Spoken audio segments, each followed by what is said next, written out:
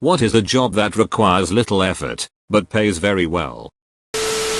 Saying, I am Groot and getting paid 55 million.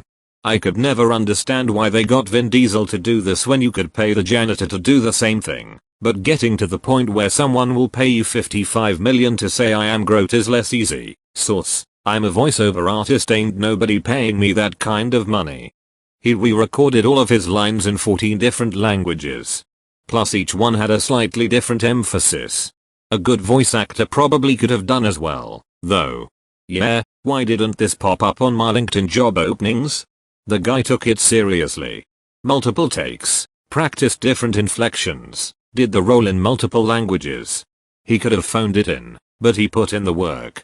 I used to agree with this, but you realize for this role you gotta be able to say I am Groot 75 different ways with different emotions and inflections, and then do it again in 5 other languages?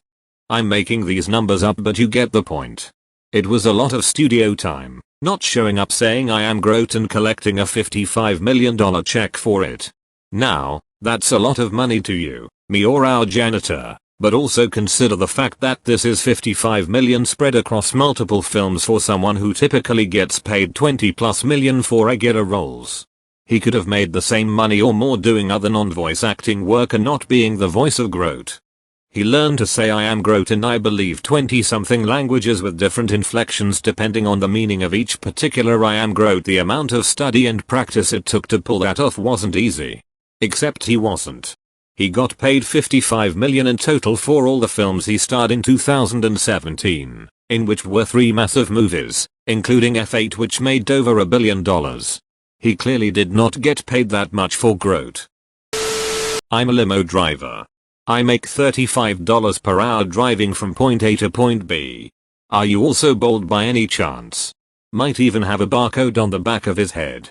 Hitman Dart. Isn't it Jason Statham from The Transporter? Agent 47 is an assassin. Really?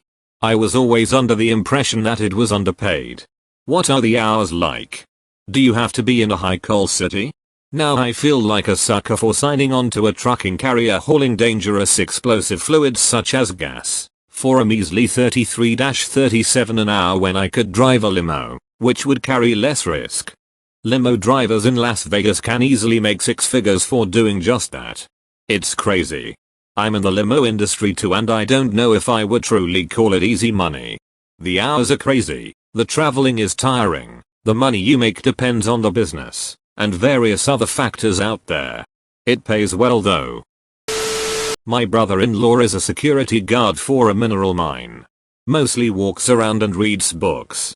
He calls himself a paid witness in case a crime occurs. Makes good money for a decently leisurely job. Security guard in any remote area pays well but is very boring. Heck, even security guards in the city don't do a whole lot of work. So many times they are caught sleeping. I worked 3rd shift security at a data center for a few months and I spent most of my time playing video games and watching TV. Security guard is the ultimate answer in this thread. Barely any to no training required, you sit around all day, sometimes walk around the checkpoints. Easiest job in human existence. I was a security guard in a control room watching remote cameras. Got paid $30 an hour and all I had to do was check motion alerts and if it was suspicious call the police. Watched a lot of movies and TV shows at that job. Also put on 70 pounds in 2 years from inactivity, a poor sleep schedule, and a poor diet. Since I've left I've lost almost 40 pounds. It was easy, it paid well, but man it was not worth it. I feel bad for our supermarket security guard. We have only one but all he does is stand at the exit all day long watching you at the checkout. He can't sit down or relax around, not even walk away from the exit. I don't think I could do that stuff every day but he seems pretty chill about it. They should get him a stool. There was an article a few years written by a guy whose job it is to literally watch paint dry for a paint manufacturer. Said it was boring but paid roughly $70k. Do I have to monitor the paint at all times, or can I just check in from time to time? Haven't heard it in a long time but I think so. He had to watch it for hours under different conditions, humidity, temperature, and give a time that it could be considered dry. If there were issues he had to note what time it happened. Good god, that sounds boring and requires someone with patience as a saint. Probably just listen to podcasts all day. That's what I would do. I'd love 70k to be a podcast listener. The paint had some deformities while drying. It happened at about the third menscape out of the day. There's got to way more to it than that. Endless comparison forms, meetings, charts, chemical analysis. I think he said he looked for problems with new paint drying under different conditions, like different temperatures and humidity, recorded if and when they occurred and when the paint dried. No special education or training. They just couldn't get anyone else to do it, so they had to pay well. He also thought he would probably be replaced by a computer when he decided to move on. Didn't love it but did his best and thought there were worse jobs for the money. I think it was in the UK but not sure. It would be funny for meeting someone socially for the first time. What you do for a living? I watch paint dry. Or if going by a job listing title, a solid pigment suspended in liquid dehydration overseer. £70k in the UK would be a ridiculous salary for something that doesn't need education or training. Definitely not a full-time job, but the local police department gave my buddy some money, then brought him to a bar, fed him booze and then gave him a field sobriety test, gave him more drinks, more tests, and then eventually dropped him off at his house. Gotta figure out if those things work somehow. All mayo. I did this once for a park rangers class. It wasn't paid, but free drinks to hang out for a while. Was an entertaining afternoon. I got to do this for our security forces squadron when I was in the Air Force. Commander asked for volunteers over the age of 21, which, right off the bat, seems like there's gotta be booze involved somehow. They put about 12 of us in a conference room with a full bar and supplies for various drinking games. They came back 3 or 4 hours later to practice administering field sobriety tests. Hands down the best volunteer opportunity of my 10-year career. Did that, then we did burnouts in a parking lot and one let me shoot his gun. Then we went and crashed a teenager drinking party. Was wild. I've been in law enforcement for 14 years.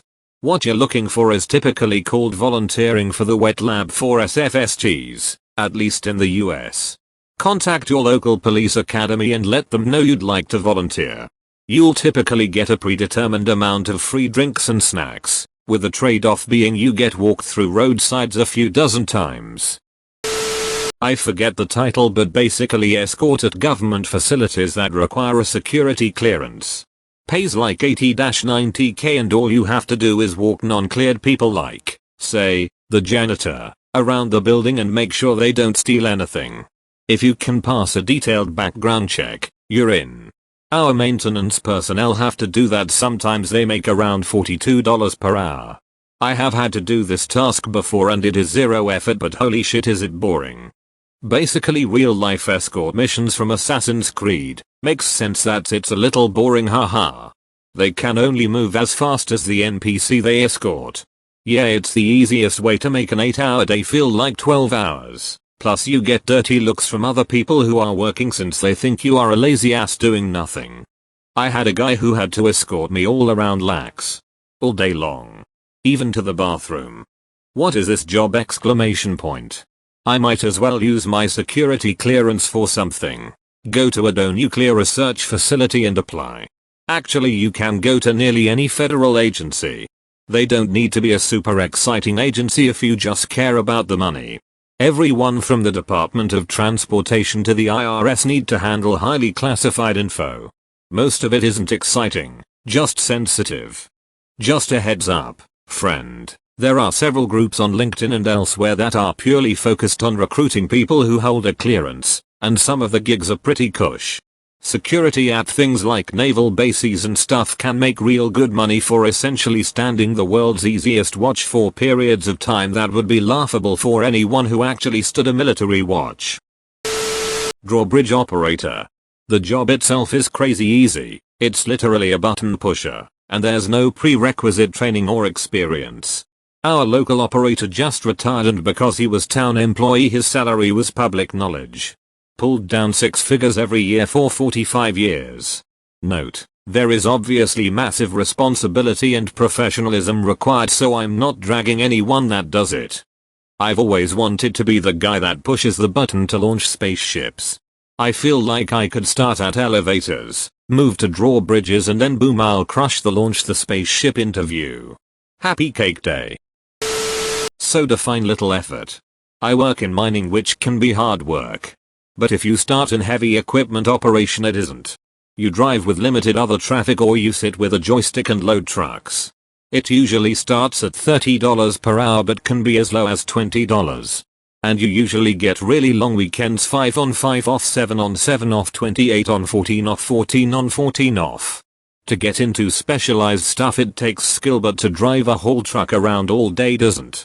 And $60 minus $80 an hour if specialized at the right place.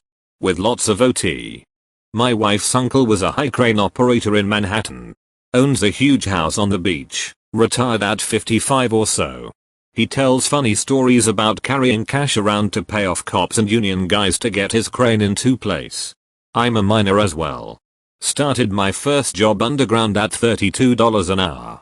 Now at best I was doing was $42 an hour with production bonus between $12.25 an hour on top of that. Good benefits, pension, RRSP match, stock options.